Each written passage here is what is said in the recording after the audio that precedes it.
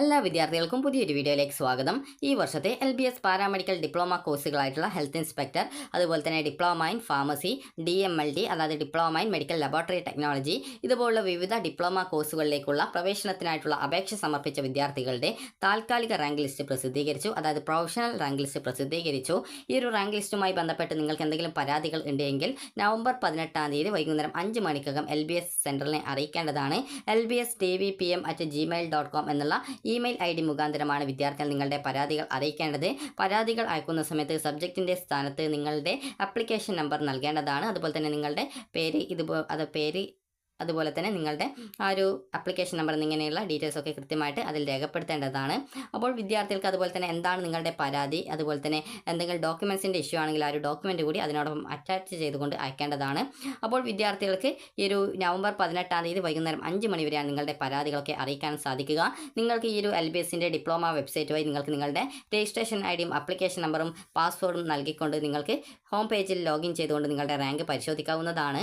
അപ്പോൾ നിങ്ങൾക്ക് നിങ്ങളുടെ ഈ ഒരു ആപ്ലിക്കേഷൻ്റെ സ്റ്റാറ്റസ് പേജ് വഴി നിങ്ങൾക്ക് നിങ്ങളുടെ മാർക്ക്, അതുപോലെ തന്നെ നിങ്ങളുടെ റിസർവേഷൻ സ്റ്റാറ്റസ് എന്നിങ്ങനെയുള്ള ഡീറ്റെയിൽസൊക്കെ നിങ്ങൾക്ക് പരിശോധിക്കാൻ സാധിക്കും. അപ്പോൾ ഇതുമായി ബന്ധപ്പെട്ട് ഈ ഒരു ഡീറ്റെയിൽസൊക്കെ പരിശോധിക്കും. നിങ്ങൾക്ക് എന്തെങ്കിലും തെറ്റുകൾ അപേക്ഷയിൽ എന്തെങ്കിലും ഉണ്ട്, അല്ലെങ്കിൽ അത് പ്രസിദ്ധീകരിച്ച ഡീറ്റെയിൽസിൽ എന്തെങ്കിലും തെറ്റുകൾ ഉണ്ടെങ്കിൽ lbstvpm@gmail.com എന്നുള്ള ഇമെയിൽ IDയിലേക്ക് 18/11/2024 അതായത് ഈ ഒരു നവംബർ 18-ാം തീയതിക്കകം നിങ്ങളുടെ പരാതികൾ അറിയിക്കേണ്ടതാണ്. സർവീസ് കോട്ട അപേക്ഷയുടെ പ്രവേശനത്തിന് പ്രത്യേക റാങ്ക് ലിസ്റ്റ് പിന്നീട് പ്രസിദ്ധീകരിക്കുന്നതായിരിക്കും. അപ്പോൾ നിങ്ങൾ ചെയ്യേണ്ടത് നിങ്ങൾക്ക് ജസ്റ്റ് ഒന്ന് ലോഗിൻ ചെയ്തിട്ട് നിങ്ങൾക്ക് നിങ്ങളുടെ ആ ഒരു റാങ്ക് ഡീറ്റെയിൽസ് മനസ്സിലാക്കാം. LBS പാരാമെഡിക്കൽ ഡിപ്ലോമ കോഴ്സുകളിലേക്ക് അപേക്ഷ സമർപ്പിച്ച് ആപ്ലിക്കേഷൻ സബ്മിറ്റ് ചെയ്തിട്ടുള്ള എല്ലാ വിദ്യാർത്ഥികളുടെയും ആപ്ലിക്കേഷൻ്റെ ആ ഒരു ഹോം പേജിൽ നിങ്ങൾക്ക് റാങ്ക് ഡീറ്റെയിൽസ് മനസ്സിലാക്കാം. അതുപോലെ തന്നെ ഇവിടെയും നിങ്ങൾക്ക് റാങ്ക് ഡീറ്റെയിൽസ് മനസ്സിലാക്കാനുള്ള അതായത് സൗകര്യമുണ്ട്. അതായത് ഇൻഡെക്സ് പേജിൽ നിങ്ങൾക്ക് സൈഡിലായിട്ട് 3 ലൈൻസിൽ ക്ലിക്ക് ചെയ്ത ശേഷം പ്രൊഫഷണൽ റാങ്ക് ലിസ്റ്റ് എന്നുള്ളതിൽ ക്ലിക്ക് ചെയ്യുക. ക്ലിക്ക് ചെയ്ത ശേഷം റാങ്ക് ലിസ്റ്റ് എന്നുള്ളതിൽ ഇവിടെ DPharmന് സെപ്പറേറ്റ് ആണ്. കാരണം ഈ ഒരു ബയോളജി പഠിക്കാത്ത വിദ്യാർത്ഥികൾക്കും DPharmന് അപ്ലൈ ചെയ്യാൻ പറ്റും. അതുകൊണ്ടാണ് രണ്ടിനും സെപ്പറേറ്റ് റാങ്ക് ലിസ്റ്റ് കൊടുത്തിട്ടുള്ളത്. അപ്പോൾ ഈ ഒരു DPharm ആണ് നിങ്ങൾ നോക്കുന്നതെങ്കിൽ DPharm സെലക്ട് ചെയ്യുക. അതുപോലെ തന്നെ സ്റ്റേറ്റ് മെറിറ്റ് സീറ്റ് എല്ലാ വിദ്യാർത്ഥികളും ഉൾപ്പെടുന്നതാണ്. അപ്പോൾ അതിൻ്റെ ആ റാങ്ക് ലിസ്റ്റ് നിങ്ങൾ നോക്കുക.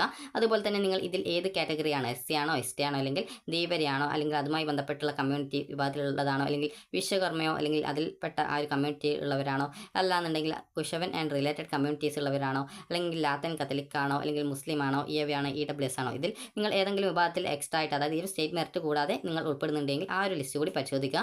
ആദ്യം സ്റ്റേറ്റ് മെറിറ്റ് നോക്കുക. അതിൽ ഷോ എന്നുള്ളത് ക്ലിക്ക് ചെയ്യുന്ന സമയത്ത് നിങ്ങൾക്ക് ഇതിൻ്റെ റാങ്ക് ഡീറ്റെയിൽസ് നിങ്ങൾക്ക് മനസ്സിലാക്കാം. അതുപോലെ തന്നെ നിങ്ങളുടെ മാർക്ക് ഡീറ്റെയിൽസും നിങ്ങൾക്ക് മനസ്സിലാക്കാൻ സാധിക്കുന്നതാണ്. അപ്പോൾ ഇതിൽ നിങ്ങളുടെ ആപ്ലിക്കേഷൻ നമ്പർ മാത്രമാണ് നൽകിയിട്ടുള്ളത്, പ്രത്യേകിച്ച് വേറെ ഒന്നും നൽകിയിട്ടില്ല.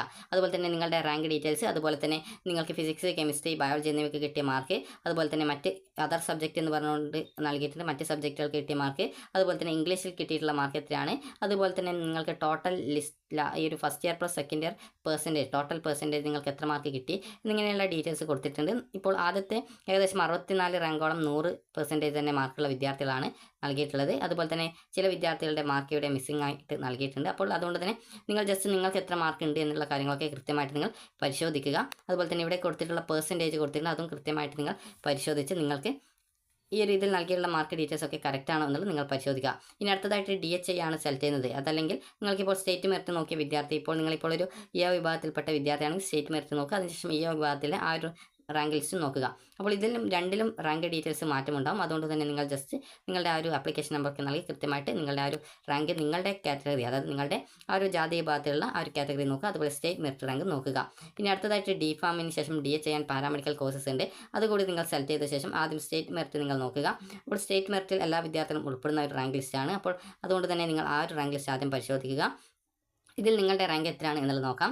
അതുപോലെ തന്നെ നിങ്ങൾക്ക് സ്റ്റേറ്റ് മെറിറ്റ് കൂടാതെ നിങ്ങളുടെ കാസ്റ്റ് ഏതാണ് അതനുസരിച്ച് നിങ്ങൾക്ക് ആ ഒരു കാസ്റ്റിൻ്റെ ആ ഒരു കോട്ട ഉണ്ടെങ്കിൽ അത് സെലക്ട് ചെയ്ത ശേഷം ഷോയിൽ ക്ലിക്ക് ചെയ്ത് ആ ഒരു കോട്ടയിലുള്ള നിങ്ങളുടെ റാങ്ക് എത്രയാണ് എന്നുള്ളത് നിങ്ങൾക്ക് ഈ രീതിയിൽ പരിശോധിക്കാം. ഇനി നിങ്ങൾക്ക് ഇങ്ങനെയൊന്നും പരിശോധിക്കുന്നില്ല എങ്കിൽ നിങ്ങൾ ചെയ്യേണ്ടത് നിങ്ങൾക്ക് നേരിട്ട് നിങ്ങളുടെ ആ ഒരു പെർസെൻറ്റേജ് കൃത്യമായിട്ട് പെർസെൻറ്റേജ് അല്ല റാങ്ക് ഡീറ്റെയിൽസ് മനസ്സിലാക്കാനായിട്ട് സൈഡിലുള്ള 3 ലൈൻസിൽ ക്ലിക്ക് ചെയ്യുക. ഇവിടെ ലോഗിൻ ഓപ്ഷൻ ഉണ്ട്, ലോഗിനിൽ ക്ലിക്ക് ചെയ്യുക. നിങ്ങളുടെ ആപ്ലിക്കേഷൻ നമ്പർ നൽകി വെരിഫൈ ചെയ്യുക. രജിസ്ട്രേഷൻ ഐഡിയും പാസ്വേഡ് നൽകി സൈൻ ഇൻ ചെയ്യുക. അപ്പോൾ നിങ്ങൾക്ക് ഇതുപോലെ കാണാൻ സാധിക്കുന്നതാണ് നിങ്ങളുടെ കാസ്റ്റ് ഏതാണ്, അതിൻ്റെ ആ ഒരു റിസർവേഷൻ ക്ലെയിം ഉണ്ടോ എന്നുള്ളതാണ്. അപ്പോൾ ഇവിടെ കമ്മ്യൂണൽ റിസർവേഷൻ ഇവിടെ വന്നിട്ടുണ്ട്. അതായത് ഈ വിഭാഗത്തിലാണ് കമ്മ്യൂണൽ റിസർവേഷൻ ക്ലെയിം ചെയ്തിട്ടുണ്ടായിരുന്നത്, അത് ആക്സെപ്റ്റ് ചെയ്തിട്ടുണ്ട്. അതുപോലെ ഫീ കൺസെഷൻ ഇല്ല എന്നാണ് രേഖപ്പെടുത്തിയിട്ടുണ്ടായിരുന്നത്. അതുകൊണ്ട് തന്നെ ഫീ കൺസെഷൻ ഇല്ല എന്നുള്ളത് രേഖപ്പെടുത്തിയിട്ടുണ്ട്. അത് നിങ്ങൾക്ക് ഫീ കൺസെഷൻ ഉണ്ടായിരുന്നു എന്നുള്ളത് നിങ്ങൾ അപേക്ഷ നൽകുന്ന സമയത്ത് നൽകിയിട്ടുണ്ടായിരുന്നെങ്കിൽ അവിടെ ഫീ കൺസെഷൻ എന്നുള്ളിടത്ത് ക്ലെയിം ചെയ്തിട്ടുള്ളതായിട്ട്, അതായത് കൺസെഷൻ ഉണ്ട് എന്ന് പറഞ്ഞുകൊണ്ട് അവിടെ നൽകിയിട്ടുണ്ടാകും. ഇവിടെ കൺസെഷൻ ഇല്ലാത്തത് കൊണ്ടാണ് ഇവിടെ നൽകിയിട്ടുള്ളത്, അതായത് ആ ഒരു ഭാഗത്ത് നിൽ എന്ന് കൊടുത്തിട്ടുള്ളത്. നിങ്ങൾക്ക് ഫീ കൺസെഷൻസ് ഉണ്ടെങ്കിൽ അവിടെ ഫീ കൺസെഷൻ ഉണ്ട് എന്നുള്ള കാര്യം രേഖപ്പെടുത്തിയിട്ടുണ്ടാകും. അതുപോലെ തന്നെ നിങ്ങൾക്കിവിടെ കാണാൻ സാധിക്കുന്നതാണ്. താഴേക്ക് സ്ക്രോൾ ചെയ്യുന്ന സമയത്ത് നിങ്ങൾ അപ്ലോഡ് ചെയ്ത ഡോക്യുമെൻസിൻ്റെ ഡീറ്റെയിൽസ് ഒക്കെ നിങ്ങൾക്കിവിടെ കാണാൻ സാധിക്കും. നിങ്ങൾ അപ്ലോഡ് ചെയ്ത എല്ലാവിധ ഡോക്യുമെൻസിൻ്റെയും ഡീറ്റെയിൽസ് നിങ്ങൾക്ക് ഇതിൽ പരിശോധിക്കാവുന്നതാണ്. അപ്പോൾ ഇങ്ങനെ പരിശോധിക്കുന്ന സമയത്ത് നിങ്ങൾ അപ്ലോഡ് ചെയ്ത ഡോക്യുമെൻറ്റ്സ് എന്തെങ്കിലും തെറ്റിപ്പോയിട്ടുണ്ടോ എന്നുള്ളതൊക്കെ നിങ്ങൾ കൃത്യമായിട്ട് പരിശോധിക്കുക. കാരണം നിങ്ങൾക്ക് നിങ്ങളുടെ ആപ്ലിക്കേഷനിൽ വല്ല തെറ്റുകൾ ഉണ്ടെങ്കിൽ അത് പരിഹരിക്കാനായിട്ടുള്ള അവസരം ഇപ്പോൾ നിങ്ങൾക്ക് ഇമെയിൽ അയക്കുന്നത് വഴി നിങ്ങൾക്ക് ലഭ്യമാകും. അതുകൊണ്ട് തന്നെ നിങ്ങൾ അപ്ലോഡ് ചെയ്ത ഡോക്യുമെൻറ്റ്സിൽ എന്തെങ്കിലും തെറ്റുകൾ ഉണ്ടോ എന്നുള്ളതൊക്കെ നിങ്ങൾക്ക് കൃത്യമായിട്ട് പരിശോധിക്കാം. അതായത് ഇവിടെ ഉള്ള ഡൗൺലോഡ് ബട്ടൺ ക്ലിക്ക് ചെയ്തുകൊണ്ട് നിങ്ങൾക്ക് ആ ഒരു ഡീറ്റെയിൽസ് കൃത്യമായിട്ട് മനസ്സിലാക്കാവുന്നതാണ്. ഇനി നിങ്ങൾക്ക് ഇവിടെ accepted data published view accepted data എന്ന് പറഞ്ഞുകൊണ്ടുള്ള ഒരു ഓപ്ഷൻ കാണാം. അതിൽ നിങ്ങൾ ക്ലിക്ക് ചെയ്യുക. അതിനുശേഷം വിദ്യാർത്ഥികൾ ചെയ്യേണ്ടത് നിങ്ങൾക്കിവിടെ ആക്സെപ്റ്റഡ് ഡാറ്റ ആ ഒരു ബട്ടൺ ക്ലിക്ക് ചെയ്ത് നിങ്ങളുടെ ഡീറ്റെയിൽസ് പരിശോധിക്കുക. എന്തെങ്കിലും തെറ്റുണ്ടോ എന്നുള്ളത് കൃത്യമായിട്ട് നോക്കുക. അപ്പോൾ എന്തെങ്കിലും തെറ്റുകൾ ഉണ്ടെങ്കിൽ ആ ഒരു തെറ്റുകൾ എന്താണെന്നുള്ളത് അത് പരിഹരിക്കാൻ ആവശ്യമായിട്ടുള്ള ഡീറ്റെയിൽസുകൾ നിങ്ങൾ LBS സെൻറ്ററിലേക്ക് ആ ഒരു LBSൻ്റെ ഇമെയിൽ ID വഴി നിങ്ങൾ അയക്കാനായിട്ട് ശ്രദ്ധിക്കുക. ഇനി നിങ്ങൾക്ക് ഇതിൽ വഴി നിങ്ങളുടെ റാങ്ക് ഡീറ്റെയിൽസ് എങ്ങനെ പരിശോധിക്കാം എന്നുള്ളത് നോക്കാം. അതിനായിട്ട് വിദ്യാർത്ഥികൾ ചെയ്യേണ്ടത് സൈഡിലായിട്ട് ഇവിടെ മുകളിലായിട്ട് നിങ്ങൾക്ക് 3 ലൈൻസ് കാണാം. അത് ഇവിടെ ചുവപ്പ് കളറിലായിട്ട് ഇവിടെ ആ ഒരു ചുവപ്പ് കളറിൽ 3 ലൈൻസ് കാണാം. നിങ്ങൾ അവിടെ ക്ലിക്ക് ചെയ്യുക. ക്ലിക്ക് ചെയ്ത ശേഷം വിദ്യാർത്ഥികൾക്ക് പിന്നീട് നിങ്ങൾക്ക് ഇതുപോലെ കാണാൻ സാധിക്കും. അതായത് റാങ്ക് ആൻഡ് ഇൻഡെക്സ് എന്ന് പറഞ്ഞുകൊണ്ട് കാണാം. നിങ്ങൾ അവിടെ ആ ഒരു റാങ്ക് ആൻഡ് ഇൻഡെക്സ് എന്നുള്ള ഓപ്ഷൻ്റെ അവിടെ താഴോട്ടേക്ക് ക്ലിക്ക് ചെയ്യുന്ന ആ ഒരു ബട്ടൺ ക്ലിക്ക് ചെയ്ത്, അതായത് ആ റാങ്ക് എന്നുള്ളതിൽ ക്ലിക്ക് ചെയ്യുന്ന സമയത്ത് തന്നെ ആ ഒരു റാങ്ക് ആൻഡ് ഇൻഡെക്സ് എന്നുള്ളത് കാണാം. അപ്പോൾ അതിൽ ക്ലിക്ക് ചെയ്യുക. അപ്പോൾ ഇവിടെ റാങ്ക് ആൻഡ് ഇൻഡെക്സ് എന്നുള്ള ആ ഒരു പുതുതായിട്ട് വന്നിട്ടുള്ള ആ ഒരു ലിങ്കിൽ നിങ്ങൾ ക്ലിക്ക് ചെയ്യുന്ന സമയത്ത് അടുത്ത പേജിലേക്ക് പോകുന്നതാണ്. ഇവിടെ നിങ്ങൾക്ക് നിങ്ങളുടെ റാങ്ക് ഡീറ്റെയിൽസ് കാണാൻ സാധിക്കും. അതായത് DPharmൻ്റെ നിങ്ങളുടെ ആ ഒരു ടോട്ടൽ ഇൻഡെക്സ് എത്രയാണ്, DH ആൻഡ് പാരാമെഡിക്കൽ കോഴ്സസിൻ്റെ ഇൻഡെക്സ് എത്രയാണ്, അതുപോലെ തന്നെ നിങ്ങളുടെ സ്റ്റേറ്റ് മെറിറ്റ് റാങ്ക് ലിസ്റ്റ് എത്രയാണ്, അതുപോലെ തന്നെ ഒരു DHയിലും DPharmയിലെയും റാങ്ക് വ്യത്യസ്തമുണ്ടാകും ചില വിദ്യാർത്ഥികൾക്ക്. അപ്പോൾ അത് നിങ്ങൾ കൃത്യമായിട്ട് പരിശോധിക്കുക. അതുപോലെ തന്നെ ഈ വിഭാഗത്തിൽ നിങ്ങളുടെ ആ ഒരു കാറ്റഗറിയിൽ നിങ്ങളുടെ റാങ്ക് എത്രയാണ് എന്നുള്ളത് നിങ്ങൾക്ക് കാണാൻ സാധിക്കും. അതായത് ഒരു വിദ്യാർത്ഥി സ്റ്റേറ്റ് മെറിറ്റ് റാങ്കിലും ഉണ്ടാകും. അതുപോലെ തന്നെ നിങ്ങളുടെ കാറ്റഗറി വൈസ് റാങ്ക് ലിസ്റ്റ് ഉണ്ടെങ്കിൽ ആ ഒരു കാറ്റഗറി വൈസ് റാങ്കിൽ ഉണ്ടാകും. ഇവിടെ EZ അതായത് വിഭാഗത്തിൽ ഉള്ളതാണെങ്കിൽ ആയതുകൊണ്ടാണ് EZ റാങ്ക് എന്ന് കൊടുത്തിട്ടുള്ളത്. നിങ്ങൾ മുസ്ലിം ആണെങ്കിൽ MU റാങ്ക് എന്നാണ് കാണാൻ സാധിക്കുക. അതുപോലെ തന്നെ SC ആണെങ്കിൽ SC റാങ്ക് എന്ന് കാണാൻ പറ്റും. അപ്പോൾ ഈ ഒരു രീതിയിൽ നിങ്ങൾക്ക് നിങ്ങളുടെ റാങ്ക് ഡീറ്റെയിൽസ് മനസ്സിലാക്കാം. ഇവിടെ മൈനോറിറ്റി റാങ്ക് എന്നുള്ളത് NA എന്നാണ് കൊടുത്തിട്ടുള്ളത്. അതായത് മൈനോറിറ്റി റാങ്ക് ലിസ്റ്റിൽ ഉൾപ്പെട്ടിട്ടില്ല. ചില കോളേജ് ആ ഒരു കോളേജ് ഏത് വിഭാഗം മാനേജ്മെൻറ്റിലാണ് ഉൾപ്പെടുന്നത് അതനുസരിച്ച് അവിടെ മൈനോറിറ്റി സീറ്റ് ഉണ്ടാവും. അപ്പോൾ ആ ഒരു റിസർവേഷൻ ഉള്ള വിദ്യാർത്ഥികൾക്ക് മാത്രമാണ് അവിടെ ആ ഒരു റാങ്ക് കാണിക്കുള്ളൂ. അല്ലാതെ വിദ്യാർത്ഥികൾക്ക് അവിടെ റാങ്ക് ഉണ്ടാവില്ല. അതുപോലെ തന്നെ Z റാങ്ക് എന്നുള്ളത് പോലെ തന്നെ കാറ്റഗറി വൈസ് റാങ്കിൽ ഇല്ലാതെ ജനറൽ കാറ്റഗറി വിഭാഗത്തിലുള്ള വിദ്യാർത്ഥികൾക്ക് ആകെ SM റാങ്ക് മാത്രമേ കാണിക്കുള്ളൂ. അപ്പോൾ ആ ഒരു കാര്യം കൂടി വിദ്യാർത്ഥികൾ പ്രത്യേകം ശ്രദ്ധിക്കുക. അപ്പോൾ നിങ്ങളുടെ ഇൻഡെക്സ് മാർക്കോ മറ്റ് ഡീറ്റെയിൽസോ എന്തെങ്കിലും തമ്മിൽ നിങ്ങൾക്ക് എന്തെങ്കിലും പ്രോബ്ലം ഉണ്ട്, അതുപോലെ അവിടെ വന്നിട്ടുള്ളത് എന്തെങ്കിലും എറേഴ്സ് ഉണ്ടെങ്കിൽ നിങ്ങൾക്ക് LBS സെൻറ്ററുമായിട്ട് കോൺടാക്ട് ചെയ്യാവുന്നതാണ്.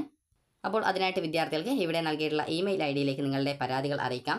lbstvpm@gmail.com എന്നുള്ള ഇമെയിൽ IDയിലേക്ക് 18/11/2024 അതായത് നവംബർ 18-ാം തീയതി വൈകുന്നേരം 5 മണിക്കുള്ളിൽ അറിയിക്കാവുന്നതാണ്. അപ്പോൾ നിങ്ങൾക്ക് ഈ ഒരു വീഡിയോ ഉപകാരപ്രദമായിട്ടുണ്ടെങ്കിൽ ലൈക്ക് ചെയ്യുക, ഷെയർ ചെയ്യുക. Thank you for watching.